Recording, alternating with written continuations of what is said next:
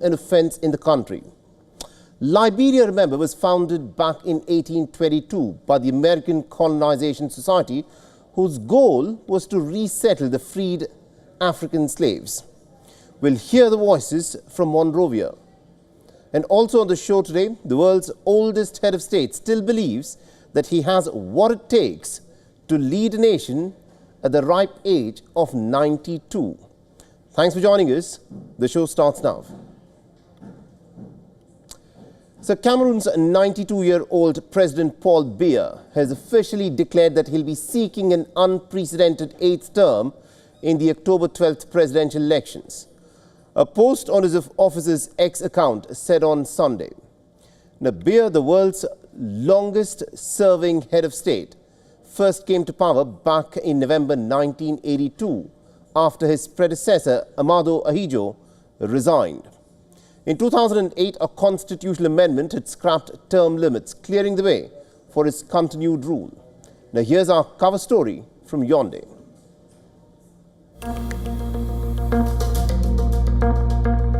The world's oldest head of state is ready to sprint on the tracks for the 8th time. Cameroon's President Paul Biya wants to be re-elected in October. He aims to extend his 43 years in power. His candidacy was expected but not formally confirmed until this social media post. In a post on X, the 92-year-old leader said, quote, "Rest assured that my determination to serve you matches the urgency of the challenges we face." He added that his decision to go for an 8th term came after numerous and insistent calls by people from all regions in Cameroon and the diaspora. Biya's administration has faced criticism over allegations of corruption and embezzlement, as well as accusations of bad governance and failure to tackle security challenges. There have also been concerns about his health and ability to govern. Biya has never lost an election since taking power in 1982, and if he wins another 7-year term, he could be president until he is nearly 100. There have been growing calls from inside and outside Cameroon for him to step aside and give way for fresh leadership in the Central African nation. His candidacy follows a recent political divorce from key allies from the northern regions who had been crucial in helping secure votes in previous elections from that part of the country.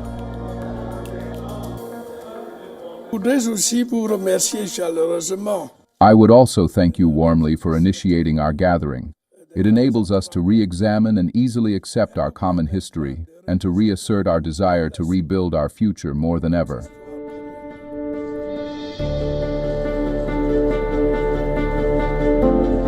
Last year, supporters celebrated Biya's 42 years in power with rallies and events in the capital, Yaoundé. His supporters also urged the octogenarian to stand for an 8th term in office. Today is an opportunity for us to wish him a happy birthday and to call on him to stand once again, don't you agree, in the forthcoming presidential elections. It's a strong call.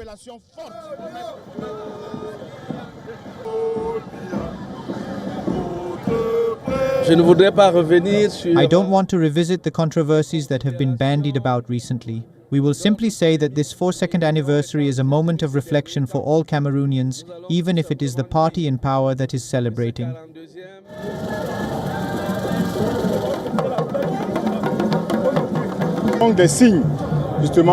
The signs of President Biya's 42-year reign, who democratically opened up our country and promoted the ideals of national unity and prosperity.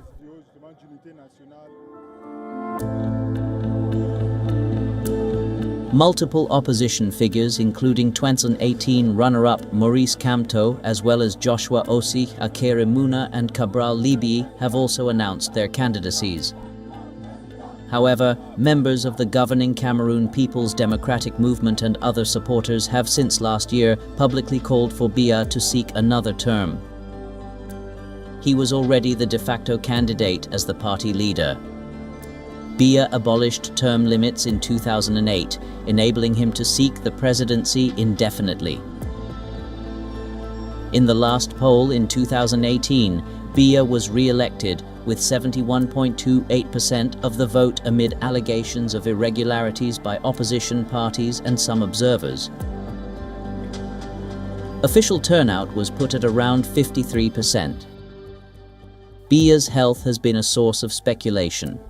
In 2024, he vanished from public view for 42 days, prompting rumors about his condition before he reappeared at official functions.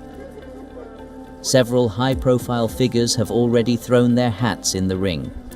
Tourism Minister Bello Boba Maigari, a former Prime Minister, announced his candidacy in late June, becoming the second senior official close to the president to enter the contest. Opposition leaders have decried the electoral process as unfair and called for independent monitoring. Minority Anglophone regions, where separatist conflict has raged for years, are expected to see low participation amid security concerns.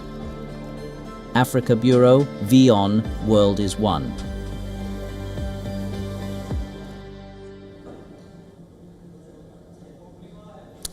Now, Ghana, Africa's top gold producer, has waged a war against the growing smuggling of the precious metal in the country. To curb illicit trading, President Dramani Mahama has launched a task force that will include police officials as well as soldiers.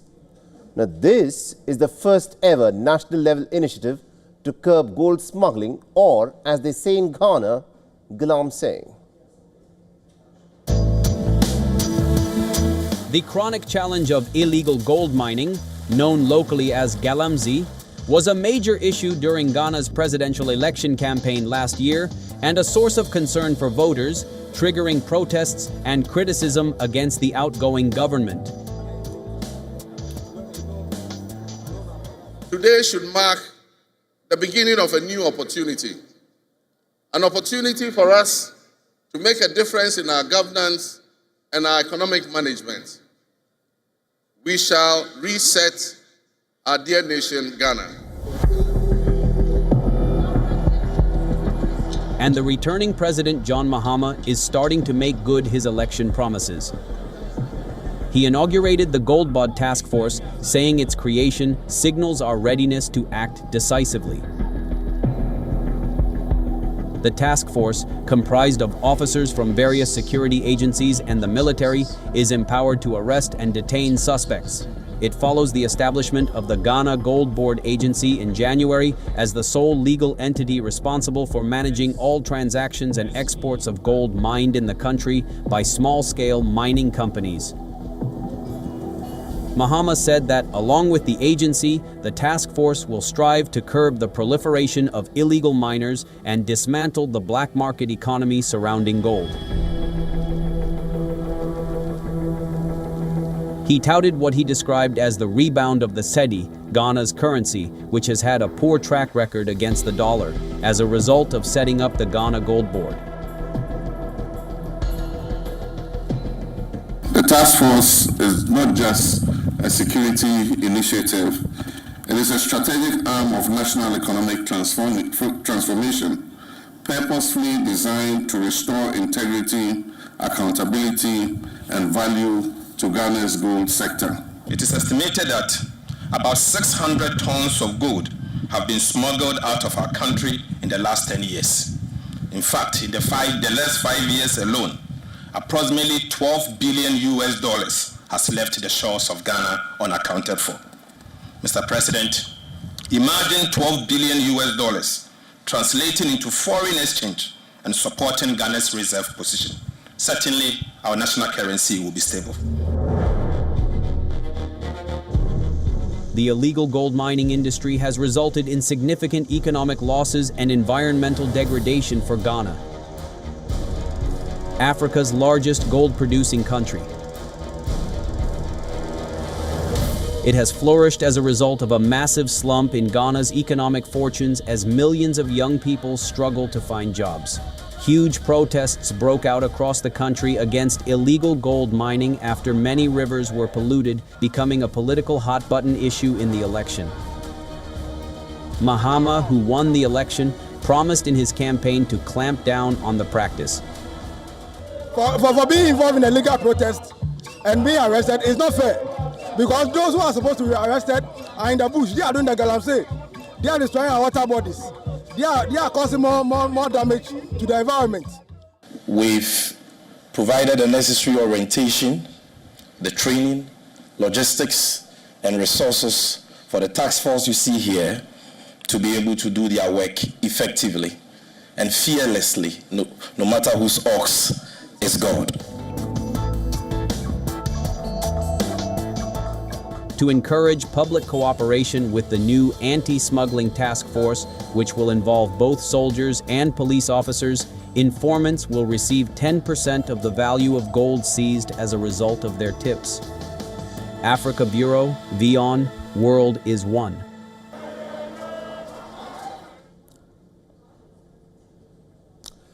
The American President Donald Trump praised the Liberian President Joseph Boakai for a strong grasp of the English language last week. But the African leader was educated in Liberia, where, interestingly, English happens to be the official language. Now, Liberians reacted with a mix of anger and also very resignation after discovering that the leader of their country's closest bilateral partner does not even appear to know what language they speak in Liberia. Now, here's the report from Monrovia. U.S. President Donald Trump hosted 5 West African leaders for a multilateral lunch as the region reels from the impact of U.S. aid cuts. The surprise meeting with leaders of Liberia, Senegal, Gabon, Mauritania and Guinea-Bissau followed the dismantling of the U.S. Agency for International Development. But it was this conversation between Trump and Liberian President Joseph Boakai that became the center of attention and created a buzz world over. Mr. President, we thank you for this opportunity to be here with in your diplomacy that has to do with economic development and commercial friendship. And we just want to thank you so much for this opportunity. Well, thank you. It's such good English, such beautiful. Where did you learn to speak so beautifully? Where were you educated? Where? Yes, sir. In Liberia. Yes, sir. Well, that's very interesting. It's beautiful English. Sure. I have people at this table can't speak nearly as well. That rattled Africans and especially Liberians. You see, English is the official language of Liberia, a country founded in 1822 as a colony for free black Americans. Government statements are published in Standard English, while spoken Liberian English reflects influences from Pidgin and indigenous languages used across the country of around 5.5 million people. Liberians sometimes refer to the United States as their big brother, but not everyone was surprised. President Donald Trump's comments suggested a limited understanding of the country. I think it shows that Boakai had a solid foundation in his education in Liberia, because he never got his. Maybe Trump thought that Boakai got educated in the Western world, but then we all got to know that Boakai came from the grassroots in Liberia and he went to school here. So to tell you that Liberians are brilliant people. The world president local, which school you graduated from, your grammar, your English, everything correct. It's a plus for Liberia to show that Boakai did well. He understands presidency and he understands how to speak. Others were not pleased by both Trump and their president too. But inviting Boakai is a good thing. We actually expect our leader to come out to say something good for our nation. What affecting us? What are the main things that's giving the country the major problem? That yes, we stay beyond. So we expect him to come out to say something that will please us. The country is located on the western African coast and is bounded by Sierra Leone to the northwest, Guinea to the north, Ivory Coast to the east, and the Atlantic Ocean to the south and west. Liberia was proclaimed an independent republic in 1847, becoming the first African republic to achieve such status and be recognized by Western nations. Joseph Jenkins Roberts, an African-American who had emigrated to Liberia in 1829 and become a politician, was elected the first president of the new country. Africa Bureau, WION, World is One. Kenya has officially eliminated visa requirements for all African and most Caribbean nations. This means that citizens from these areas no longer need an electronic travel authorization, known as ETA, and do not have to complete extensive forms and are not obligated to pay any visa fee. The move will enable eligible travelers to arrive at the border and to enter the country without any hassle. However, due to certain security reasons, Somalia and Libya have both been denied this privilege. Take a look.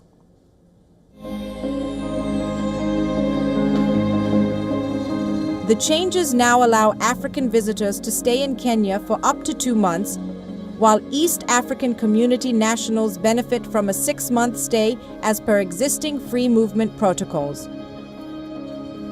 According to the cabinet, the decision will enable Kenya to support open skies policies and encourage growth in the tourism sector. Additionally, President William Ruto believes that simplifying entry procedures will make it easier for travelers to move across borders, strengthening ties between Kenya and the rest of the continent. In a January 2025 notice, the government stated that it was introducing several other measures to improve the travel experience. President William Ruto of Kenya and his South African counterpart Cyril Ramaphosa agreed on new visa policy, allowing Kenyans visa-free entry into South Africa from January 1st, 2023 for a maximum of 90 days annually. On behalf of the people of Kenya, I express Kenya's appreciation on the progress we have made in the long-awaited visa-free regime between Kenya and South Africa. From January 1, Your Excellency, we will have a different regime. Kenyans holding ordinary passports will be allowed to enter South Africa on a visa-free regime for up to 90 days per calendar year. Kenya's decision is more than just a procedural change. It is a symbol of a new era in African unity, an era where the movement of people, particularly across the continent, is no longer shackled by outdated visa requirements. For decades, visa restrictions have acted as significant barriers to intra-African travel, trade, and cultural exchange, stifling the potential of Africa's 1.4 billion citizens. By removing these obstacles, Kenya is opening the door to greater economic and social integration, creating new opportunities for citizens of all African nations to explore, trade, and collaborate freely. Tourism has always been a key driver of economic growth in Africa. In 2024, tourism contributed significantly to the GDP of various African nations, creating jobs, generating income, and stimulating local economies. Kenya, with its diverse landscapes, cultural heritage, and wildlife, has long been a top destination for international tourists, playing a vital role in its economy. The decision to eliminate visa requirements for African citizens is expected to further enhance Kenya's position as a regional tourism hub. By making travel to Kenya easier and more accessible, the government is not only boosting its tourism sector, but is also creating opportunities for economic growth through cross-border investment and cultural collaboration. The free movement of people across African nations will allow for greater interaction and exchange of ideas, strengthening the bonds of shared heritage and promoting mutual understanding. Countries like Rwanda, Seychelles, and the Gambia have already made progress in easing travel restrictions, offering visa-free or visa-on-arrival access to certain nationalities. However, Kenya's comprehensive approach sets a new standard, urging African governments to take decisive action to open their borders to fellow Africans. Africa Bureau, WION, World is One.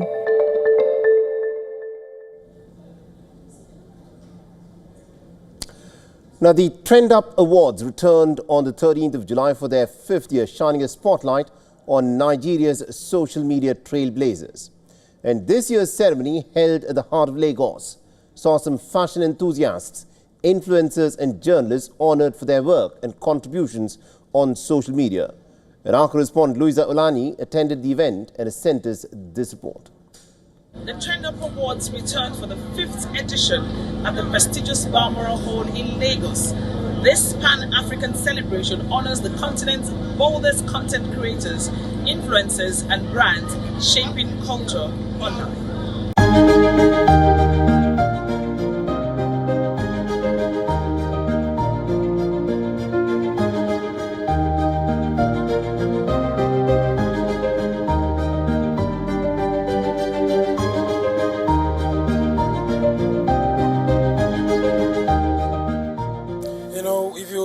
Look at what is going on right now.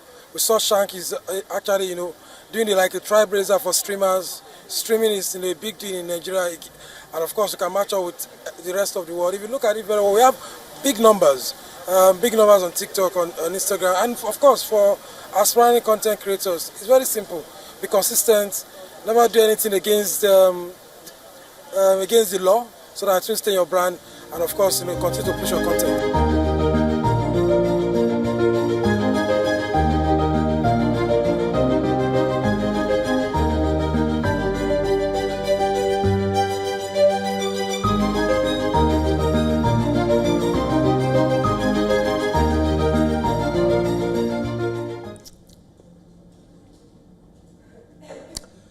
South Africa is one of the biggest producers of wool in the world today. A visionary farmer turned businessman is in fact working with a collective of artisans and fashion designers to maximize the potential of this natural fiber. Take a look at this report.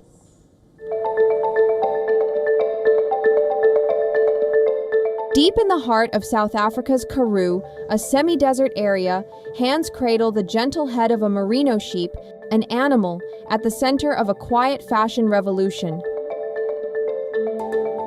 As scissors glide through thick fleece during a shearing demonstration, the wool is tossed onto a table. Its texture, soft yet strong, ready to be transformed. At the cutting edge of this movement is a designer, Lizanne Viviers of Viviers Studio, creating designs and curating the Winter Wool Festival. First and foremost, it's about wool. Wool is sustainable, point. Okay, it's a beautiful fiber, it's regenerative, it's been used over and over and over, and in South Africa we can trace it. The sheep are very well taken care of, and the wool is used and they grow wool back. So by default, it's a sustainable fiber. South Africa is the world's largest supplier of sustainably certified wool and the second largest producer of apparel wool globally. At the heart of this movement is a push to make South Africa the preferred sourcing destination for ethical wool. What we're trying to create is this environment for brands and the big fashion houses to come to South Africa and make it the choice sourcing origin of fiber of wool in the world. So we're sitting on this little gold mine that we can explore and really grow the industry in South Africa. Local brands like Viviers and others are redefining wool as not just functional, but expressive, spanning fashion, decor, and art. Yet challenges remain. In connection with the export of the wool, we're not price givers, we're price takers.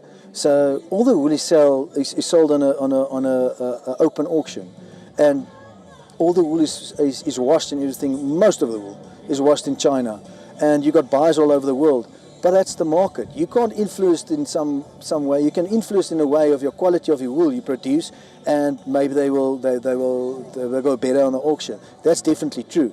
But like I said previously, you've got to have the best animal with the best quality of wool, with the best meat. What stood out for me, outside of just the value chain itself, is how designers are able to use this material in such different ways.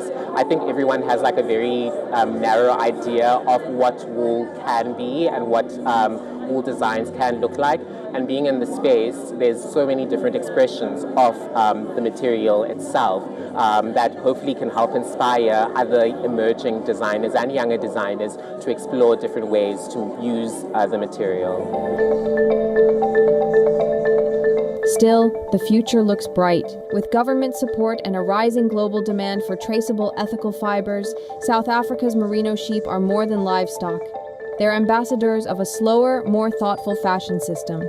Africa Bureau, WION World is One.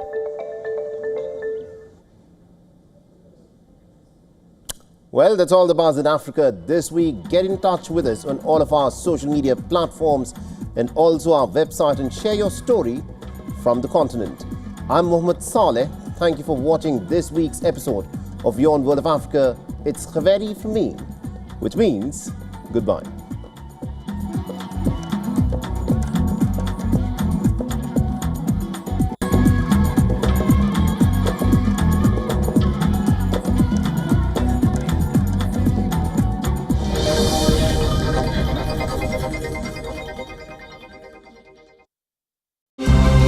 To bring the benefits of the Subhash Chandra Show to your educational institution, teachers and students, send an invitation to Juhi Jha at juhi@such.org.in. The Earth is sending distress signals. Wildfires, droughts, and melting glaciers. Can we reverse the damage? Explore the harrowing effects of climate change. It's a wake-up call. Global emergency. Climate Tracker on WION World is One. The stress of our world can take a toll on our physical and emotional health. Here, in New York's Catskill Mountains, lies a luxurious place of healing called WION Wellness Center. The WION Wellness Center provides 500,000 square feet of natural methods to manage diabetes, hypertension, chronic pain, obesity, depression, anxiety, and other conditions. We use the traditions of centuries-old natural science from India, yoga, Ayurveda, acupuncture, and naturopathy in personalized programs that help you take charge of your own health. A minimum 5-day stay is recommended for best results. Book now at yo1.com. WION, India's global voice, the channel that brings you the biggest stories from across the world through India's lens. Now available in more than 190 countries worldwide. Because we believe that the world is one. Watch us in Africa, Europe, USA and Canada, South America, Asia Pacific, Middle East and North African regions. Also available on these digital platforms across the world. WION, World is One. To bring the benefits of the Subhash Chandra Show to your educational institution, teachers and students, send an invitation to Juhi Jha at juhi@such.org.in.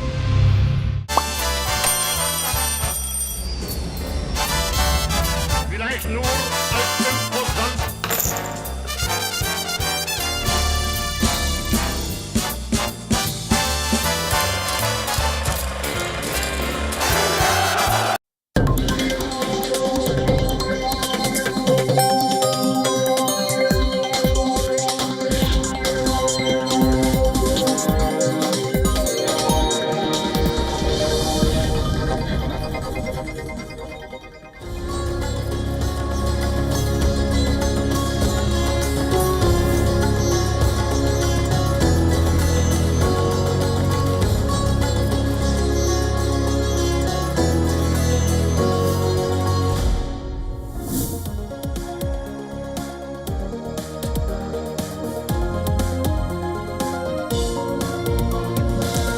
Hello and a very warm welcome. You're watching Race to Power with me, Monica.